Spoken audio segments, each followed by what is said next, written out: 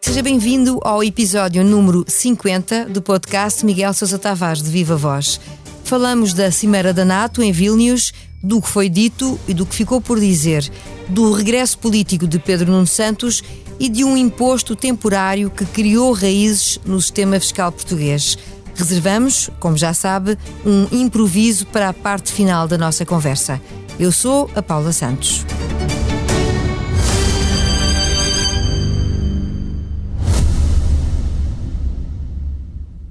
O Expresso faz 50 anos. Celebre connosco e torne-se assinante em expresso.pt. Olá, Miguel. Olá, Paula. Neste podcast que acompanha a crónica semanal do Expresso, o último antes de uma pausa de 4 semanas, começamos pela Cimeira da NATO. Quer fazer a sua leitura das principais conclusões? Bom, a principal conclusão, o mais importante foi, de imediato, foi a adesão da Suécia, porque havia objeção da Turquia. A Turquia, na véspera, afastou a objeção à entrada da Suécia, o que significa que houve concessões de ambas as partes. Do lado da Suécia, a concessão, eu acredito que terá sido dolorosa. A Suécia tem uma longa tradição de dar exílio, dar acolhimento a refugiados políticos de ditaduras. Os portugueses sabem isso muito bem no tempo do Estado Novo. Vários exilados políticos portugueses encontraram abrigo na Suécia, e o mesmo se passou com os curdos. Os curdos é talvez o povo mais injustiçado do mundo, é o maior povo sem pátria, a maior nação sem pátria. Estão dispersos por 4 países, grande parte deles na Turquia, onde são implacavelmente perseguidos por Erdogan, e a Suécia fez grandes concessões em relação aos turcos, passou a considerar o PKK como uma organização terrorista, praticamente, quando eles não o são. Isso era uma exigência de Erdogan. Erdogan chegou a exigir que fossem reprimidas as manifestações dos curdos na Suécia. Essa foi a concessão da Suécia. A concessão da Turquia, para deixar entrar a Suécia, o que é que a Turquia terá recebido em troca ainda não sabemos. Falava-se, Erdogan falou em apressar as negociações com a União Europeia, não sei se alguma coisa lhe foi prometida ou não. Isso foi a coisa mais notável. A segunda foi, de facto, praticamente consumar a entrada da Ucrânia para a NATO. Saltou-se por cima do procedimento chamado MAP, que é um procedimento prévio à adesão de qualquer membro à NATO. Não é só um procedimento militar, mas também político, tem que ver com a organização política e económica do país, com condições que têm de ser preenchidas. Todos os 31 membros da NATO passaram por isso. A Ucrânia foi dispensada para o futuro, viu também reforçadas garantias de defesa e teve um estatuto especial, chamemos-lhe assim, de pré-adesão à NATO. Não conseguiu entrar como membro de pleno direito, e não conseguiu porque Joe Biden se opôs, porque se a NATO entrasse, automaticamente poderia acionar o artigo 5º, que diz que quando um membro está em guerra a ser atacado, pode pedir o auxílio dos outros todos. Isso significaria imediatamente que os membros da NATO teriam que enviar forças terrestres para a Ucrânia e, portanto, estariam ipso facto em guerra contra a Rússia. Ou seja, seria a Terceira Guerra Mundial. Ainda não chegámos a essa loucura, mas ficámos aquém disso. Isso seria saltar algumas etapas importantes, não é? Seria a última momento etapa de guerra. Eu acho que seria a etapa final antes de, enfim, até custa dizê-lo, antes de um desfecho nuclear, porque, como eu digo também, adianto no meu texto, a Rússia, a partir do momento em que fosse atacada e se sentisse ameaçada, acionaria o mecanismo nuclear. Isso está dentro da doutrina nuclear da Rússia, como está dentro de todas as outras potências nucleares. O mesmo faria os Estados Unidos, o mesmo faria a França, o mesmo faria a Inglaterra, se os seus territórios fossem atacados, e o mesmo faria a Rússia. Putin já o disse, a linha vermelha para ele é o ataque à Rússia e a ameaça ao território russo. Bem, mas para já, felizmente, não há cenários desses em cima da mesa. O Miguel faz também referência no seu texto ao silêncio no encontro sobre a decisão dos Estados Unidos de enviar bombas de fragmentação para a Ucrânia. O tema não esteve nas conclusões dos trabalhos e basicamente não se ouviu falar dele na Lituânia, mas mereceu críticas de alguns aliados durante o fim de semana. Até que ponto esta decisão influencia o rumo da guerra, Miguel? Vamos ver. Há uma promessa que, a meu ver, não vale nada, de que a Ucrânia utilizará as bombas de fragmentação muito comedidamente. Eu não sei o que é que isto quer dizer, porque as cluster bombs são bombas que caem no solo, espalham-se largamente e têm uma característica, é isso que faz com que 105 países tenham assinado uma convenção a proibi-las. Essa característica é que elas não são detonadas imediatamente, ficam espalhadas em pequenos fragmentos e causa mais mortes civis, o dobro de mortes civis do que causa de militares. E entre os civis são crianças, sobretudo, que quando vêm esses pequenos fragmentos tomam-nos por brinquedos, vão brincar com eles e morrem. E portanto esta é uma bomba especialmente criminosa, vai ser usada contra as tropas russas, porque parece óbvio que a contraofensiva ucraniana está a falhar, apesar de todo o armamento utilizado que o Ocidente lhe tem fornecido está a falhar, e esta é uma tentativa de utilizar uma bomba letal, mas que terá consequências sobre os civis e a longo prazo, manter-se ativa a longo prazo. Houve um silêncio pesado em Vilnius, houve algumas críticas veladas, sobretudo da parte dos alemães e dos franceses, menos da parte dos ingleses. Todos eles são signatários da Convenção contra as bombas de fragmentação, mas não passou disso e os Estados Unidos vão levar a sua avante. A argumentação americana prende-se com o facto dos russos, teoricamente, já utilizarem esta arma, e então os Estados Unidos consideram que não deve haver, da parte da Ucrânia, não ter acesso, o mesmo tipo de acesso a este tipo no fundo, de técnicas de guerra, não é? Acha que é um argumento válido? Paula, isso não é verdade. Não é verdade. Não é verdade, e se fosse verdade já teríamos ouvido essa denúncia feita muito antes. Ouvimos constantemente denúncias sobre atrocidades cometidas pelos russos. A Paula nunca escutou que os russos estivessem a usar bombas de fragmentação no território da Ucrânia, no cenário de guerra. Até hoje nunca houve essa acusação. Só apareceu agora, a partir do momento em que os Estados Unidos forneceram essas armas à Ucrânia. E hoje mesmo o porta-voz da Ucrânia, Dmitry Peskov, ele disse, ok, eles vão usar, nós também vamos passar a usar. Portanto, não utilizavam antes. Essa argumentação é falsa.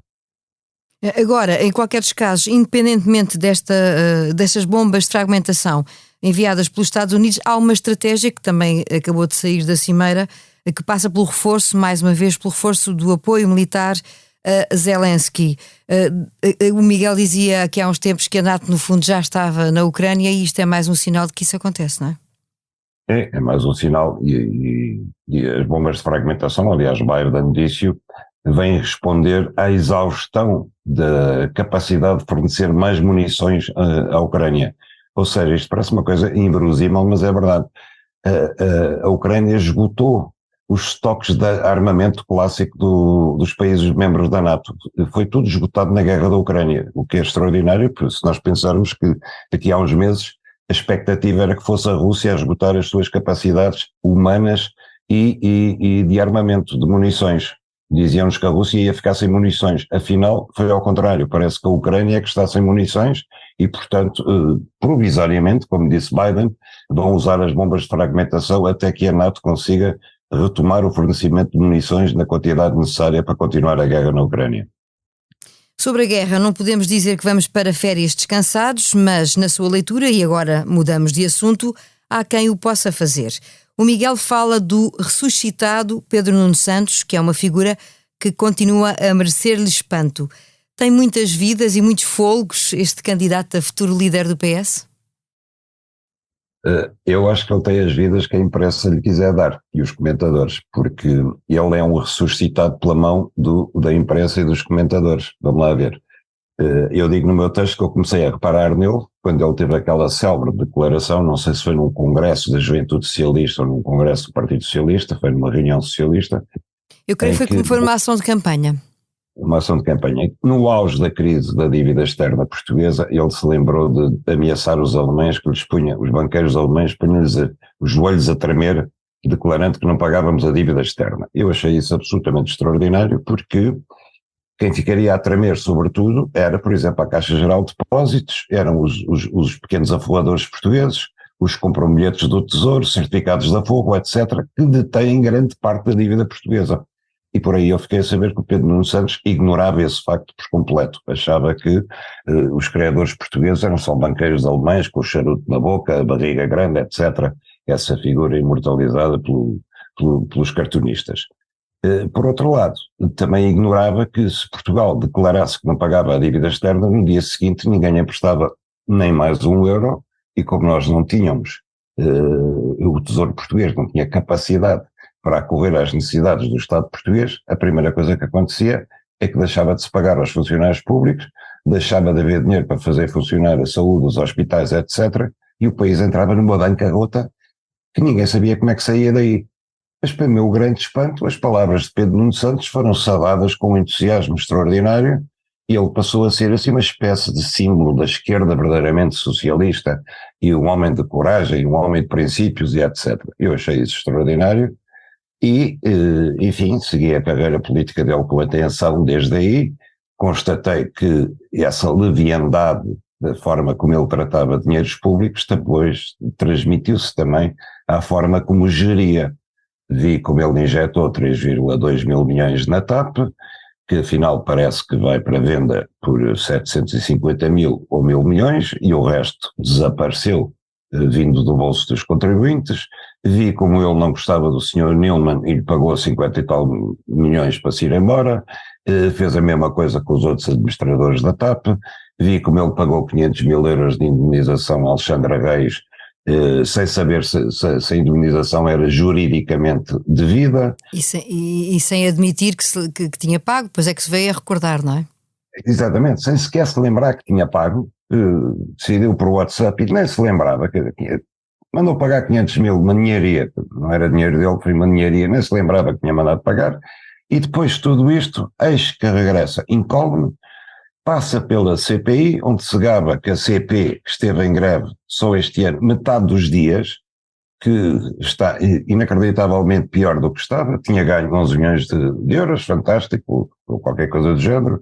A TAP também tinha ganho dinheiro, sem explicar como, e saiu dali em panto, foi para a Assembleia, onde tinha um batalhão de jornalistas à espera dele, fez selfies, tirou fotografias, disse que por hora não era candidato a coisa nenhuma, e eis que ele está de regresso, como se nada tivesse passado por ali e como se fosse incólume a tudo. Eu acho que ele, não sei se tem ou não 7 vidas, mas, como eu digo no meu texto, ele que aproveita o colo enquanto ele existe, porque isto, às vezes uma pessoa está em cima, outras vezes está em baixo na vida política, como em tudo o resto. Há uma taxa de solidariedade no sistema fiscal português que parece ter vindo para ficar, apesar de ter sido adotada em tempos de maiores dificuldades. É mais um daqueles casos que contribui para a elevada carga fiscal que recai sobre os contribuintes portugueses. Vamos ver até quando, não é? O Miguel fala num Estado que se comporta como um salteador sem vergonha. Quer explicar? Paula, eu sei que há uma tradição do sistema fiscal português. Cada vez que um imposto é introduzido, um imposto novo, raramente ele desaparece, fica para lá esquecido.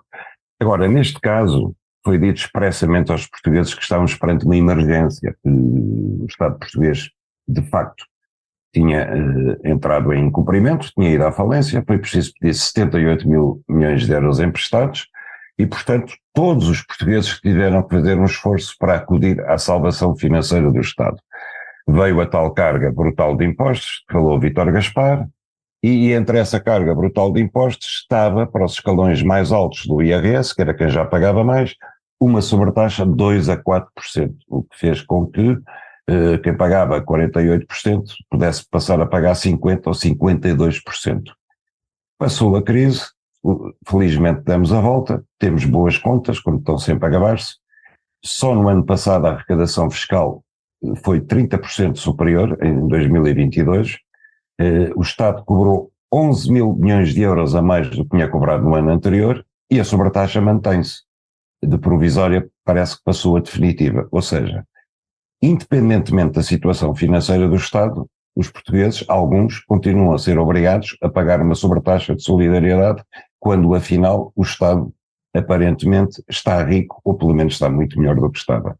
Eu acho que costuma-se dizer, a gente estudava nas faculdades, que o Estado é, por definição, uma pessoa de bem. Aqui não só não é uma pessoa de bem, como de facto é um salteador que ataca sem aviso e depois mantém o ataque quando já não há razões, quando já depenou completamente a sua vítima. Traçada a rota da ordem do dia deste podcast, passamos para o período do improviso. Um estudo europeu revelado na semana passada pelo Eurostat apontava as regiões da área metropolitana de Lisboa e do Algarve como os principais destinos do turismo português para este verão. Zonas que estão entre os 20 locais mais procurados através de plataformas online. No ano passado, por esta altura, em 3 meses, mais ou menos, estas regiões registaram à volta de 4 milhões de dormidas. Podemos dizer, Miguel, que no seu caso é um privilegiado por viver num dos locais mais desejados para estes tempos, mas o verão algarvio não se faz apenas de mar e sol. Não, faz-se de prestação de serviços, porque o turismo é uma atividade prestadora de serviços e, portanto, tem que estar a esse nível. Não se pode esperar que Portugal tenha uma indústria de serviço e depois não preste os serviços devidos. E cada vez que chega ao verão, o Algarve começa a patinar por todos os lados, porque aquilo que interessa às entidades oficiais é registar o número de dormidas, registar as divisas que entraram, registar quantos turistas houve a mais, quantos voos houve a mais, e ficam muito contentes com os resultados. Todavia, eu vejo problemas escondidos ou não escondidos, mas problemas que podem detonar a qualquer momento. Chega ao verão e eles tornam-se evidentes. Por exemplo, cada vez, eu não vou a um único restaurante neste momento no Algarve, a um café a qualquer lado, onde não haja falta de empregados e onde os donos não se venham queixar que não conseguem ninguém para trabalhar. E não estamos a falar já do tempo em que pagavam o ordenado mínimo, estamos a falar de ordenados 1.100, 1.300, às vezes 1.500 euros. É completamente diferente. E queixam-se que contratam empregados durante o inverno e a primavera, e quando chega a maio e junho, quando vai apertar, eles vão-se embora. Desaparecem. Às vezes nem sequer avisam. Desaparecem sem aviso. O mesmo se passa se for preciso chamar alguém a casa, canalizador, eletricista, etc. É quase impossível. O mesmo se passa com os serviços de saúde. Quem tiver o azar de adoecer a sério no verão no Algarve, o melhor é meter-se num carro e desaparecer para outro sítio. Depois, ainda hoje constatei isso, quer dizer, quer-se ir à praia, as praias estão cheias, é difícil de chegar lá com o carro, consegue-se estacionar não perturbando o trânsito, mas a GNR aproveita a oportunidade para multar e até bloquear as rodas de toda a gente, tornando quase inviável chegar à praia para muita gente. Quer dizer, é uma coisa que não faz sentido. Quer dizer, acho que as autoridades devem ser compreensivas e perceber que as pessoas estão aqui para ir à praia, não é para serem multadas se não estão a impedir a passagem do trânsito. Quer dizer, tem que ter alguma espécie de bom senso nisso. Finalmente, e mais grave, ano passado, quando terminou o verão, logo a seguir a acabar o verão, começaram os cortes de água sazonais.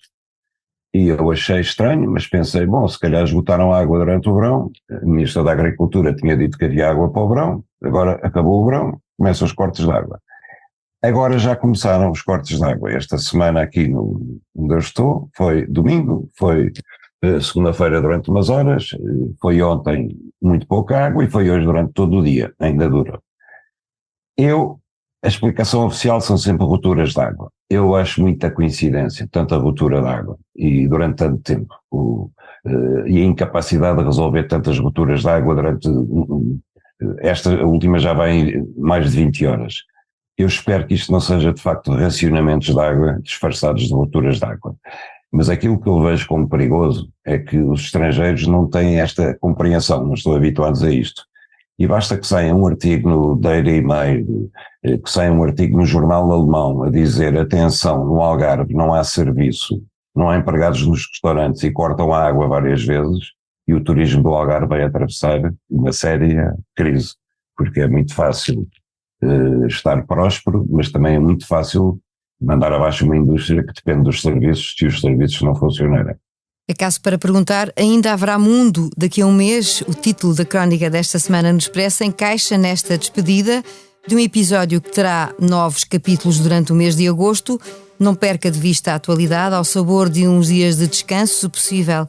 A sonoplastia deste episódio esteve a cargo do João Martins. Já sabe, a opinião à sexta-feira.